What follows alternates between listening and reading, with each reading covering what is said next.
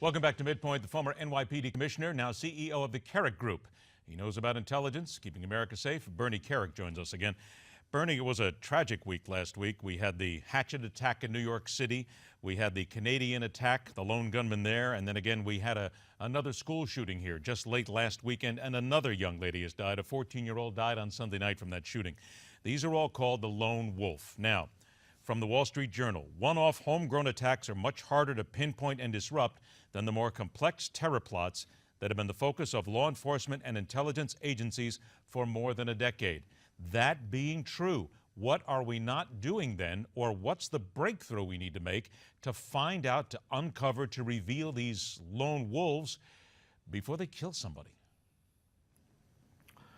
I think most importantly, it's going to be intelligence. It's going to be general reporting by the American public.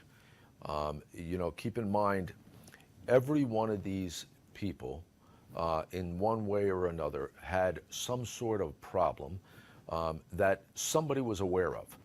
And whether that gets reported or not is extremely important. The other thing we have to do is the intelligence community has to make sure they stay on top of these social media websites, which I personally think they've been doing a pretty good job. And the problem is, you're not going to be 100%. Something's going to slip through the cracks, and when it does, you can only hope that we catch it, right before it happens, or the damage and devastation isn't too big. But the reality is, you're going to have things slip through the cracks. These bigger plots that take more people and money and funding and all that stuff, we've done a tremendous job at snuffing those out before they happen.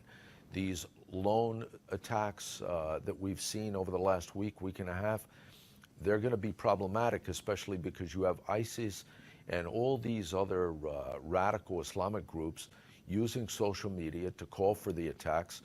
They've called for attacks on the press and media, on government, law enforcement, and our military.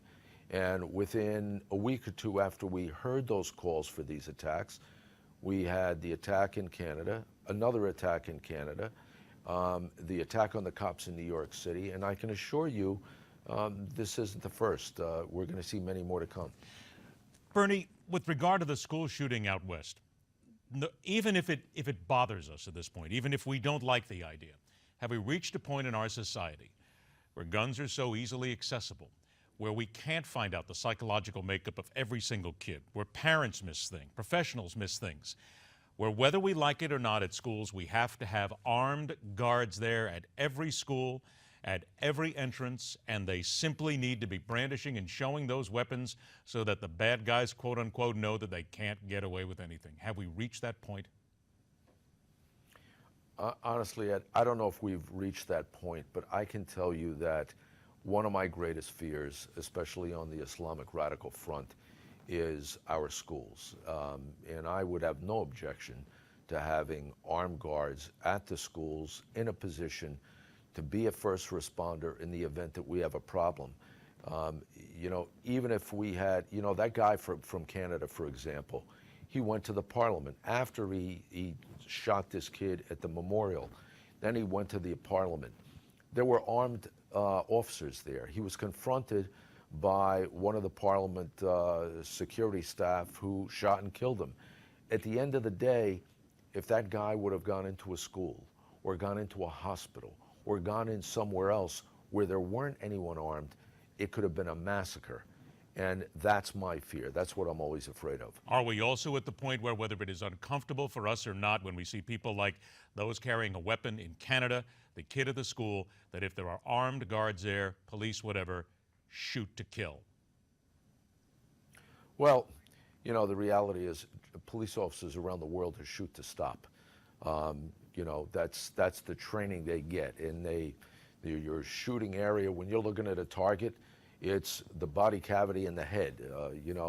The objective is to stop the person from using deadly force. And they can only use that force when the deadly force is being used or threatened against them or someone else. I think the protocols for deadly force are fine.